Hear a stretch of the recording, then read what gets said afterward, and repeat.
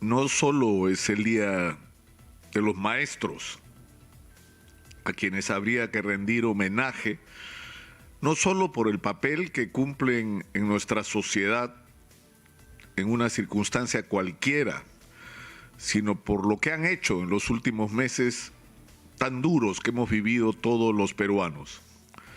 Si nuestros niños y jóvenes han recibido algo de educación durante esta pandemia, ha sido gracias al sacrificio, el esfuerzo extraordinario de nuestros maestros. Y eso es un mérito más que hay que agregarles. Pero hoy día se cumple también un mes de que se realizaran las elecciones de segunda vuelta. Y hoy ya debía estar proclamado el nuevo presidente de la República, que según todas las evidencias de los resultados, es el profesor Pedro Castillo Terrones. Y esto no ha ocurrido porque hay quienes se resisten a aceptar este resultado y han planteado todas las maniobras legales y es más, pretenden promover aquellas que no lo son para impedir que esto ocurra.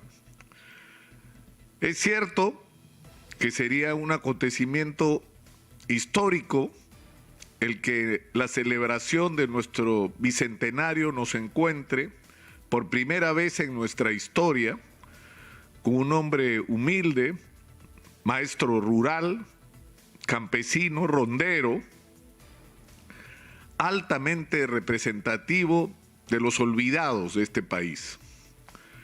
Porque esto no ha ocurrido nunca en la historia del Perú y podría ser una extraordinaria señal de un cambio que el país necesita. Sin embargo, lo que pasa un mes después de las elecciones es algo muy simple. Se ha hablado durante todo este mes de un supuesto fraude que hasta hoy no ha podido ser acreditado de una manera seria. Y tan es así que no hay ningún organismo internacional, ningún gobierno del mundo, ningún organismo nacional como la Defensoría, Transparencia, el sistema de justicia y los propios organismos electorales que hayan señalado la posibilidad de que esto haya ocurrido. Que ha habido alguna irregularidad en esta elección, como en todas, pero ninguna de ellas que muestre una consistencia, una persistencia, una acumulación de datos que permita llegar a la conclusión de que acá ha habido algo como lo que algunos pretenden describir que ha ocurrido, es decir, una superconspiración de la cual han sido partícipes ya no se sabe quiénes, porque al final se acusa o se sospecha de los miembros de mesa, se sospecha de los miembros del RENIEC, de la OMPE, de los jurados electorales, del Jurado Nacional de Elecciones, de los propios personeros de Fuerza Popular que estuvieron en mesas que están siendo cuestionadas y donde se pretende involucrar al presidente de la República, desde el día de ayer al canciller, ¿y a quién más? No sé, a la OEA, a la Unión Europea, a todos los 23 delegaciones de observadores internacionales. Todos son cómplices de un fraude. Y eso no es cierto. La verdad es distinta. La verdad es que la señora Keiko Fujimori no quiere ir presa y sabe que si no gana esta elección como ha ocurrido, va a tener que enfrentar la prisión. Ese es el problema de la señora Keiko Fujimori. Cualquiera que haya estado cerca de ella lo sabe y puede dar fe y testimonio de esto. En segundo lugar, hay quienes en un país que se ha caracterizado por el crecimiento macroeconómico y que a la vez no ha sido capaz de resolver más los problemas más elementales de la sociedad, son los grandes beneficiarios. Son aquellos que sobornaron presidentes o candidatos para que cuando lleguen al gobierno o al Congreso gobiernen o legislen para ellos. Son los que han comprado políticos en todos estos años. son los que han constituido monopolios y oligopolios y se han burlado de la libre competencia que supuestamente declara la Constitución y que no quieren que las cosas cambien en el Perú. Quieren que las cosas sigan igual en un país que reclama, y de ambos bandos, cambios en el Perú. Pero hay un tercer sector que está preocupado. Y preocupado por lo que podría implicar un gobierno de Pedro Castillo en el Perú.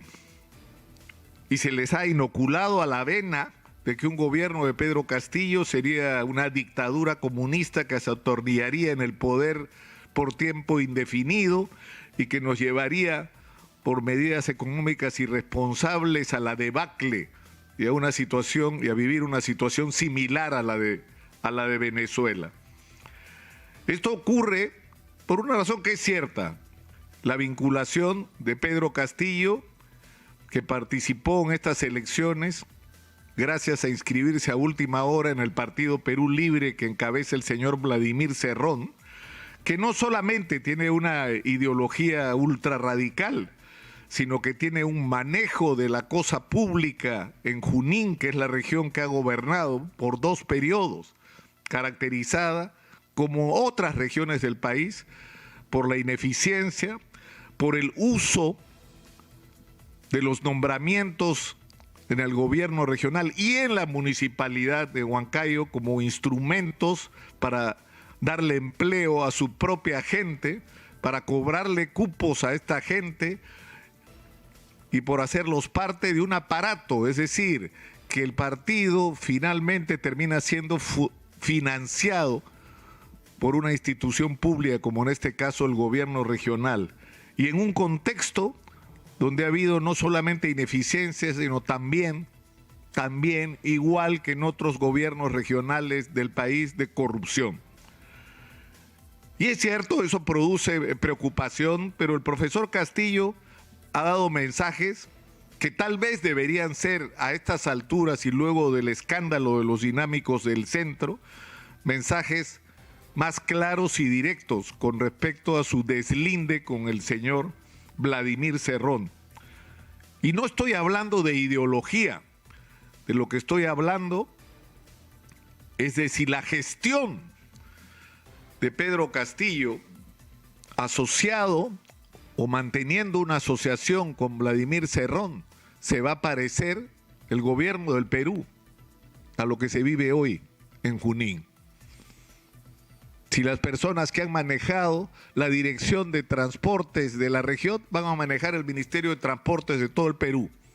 Eso es algo que no puede ocurrir y el profesor Pedro Castillo tiene que deslindar clara y tajantemente con esto. Pero digo todo esto porque yo sé que ese es el temor que tiene la gente. Que no es que ha habido fraude, no, tienen miedo. Y están dispuestos incluso a avalar un golpe de Estado. Es decir, que en el Perú se patee el tablero y a la mierda la democracia, con tal de que Pedro Castillo no sea presidente. Y no se dan cuenta de que esto no solamente sería condenado internacionalmente y probablemente sería el gobierno más corto de los últimos tiempos de la historia peruana, porque sería insostenible en términos internacionales, sino que generaría una situación interna de violencia, porque va a haber millones de peruanos que van a sentir, y con derecho, que su voto no vale, que su decisión no merece respeto, y eso puede ensangrentar el país. Yo lo he dicho en otras oportunidades, hay quienes creen que un golpe de Estado hoy en el Perú va a ser un paseíto como fue el 5 de abril. Estamos en otro país, no solo porque las Fuerzas Armadas no son las mismas, sino porque el país no es el mismo. Yo creo que ya estamos en un momento donde cada día de postergación no le hace daño a Pedro Castillo, nos hace daño a todos los peruanos. Estamos perdiendo un tiempo extraordinariamente valioso. Ya deberíamos estar en el tránsito de gobierno, ya deberíamos estar discutiendo claramente, clara y abiertamente, quiénes se van a hacer cargo junto con Pedro Castillo del gobierno del país y qué medidas se van a tomar, sobre todo en los primeros 100 días. ¿Qué alianzas se van a tejer para garantizarle al país atravesado por la crisis un gobierno que cuente con el respaldo suficiente para poder hacer todo lo que hay que hacer en un país agobiado por la crisis sanitaria de la pandemia, la crisis económica que ha generado y urgido no solo de respuestas a nivel de salud pública, sino de reactivación económica? Ese es el momento en el que deberíamos estar. Y la responsabilidad, creo, a estas alturas, ya no recae en Keiko Fujimori, porque de ella está claro que lo único que le interesa es no ir presa. La responsabilidad está en quienes la sostienen, que ya es hora de que empiecen a hablar claro y a poner por delante el interés del país y no el de una persona.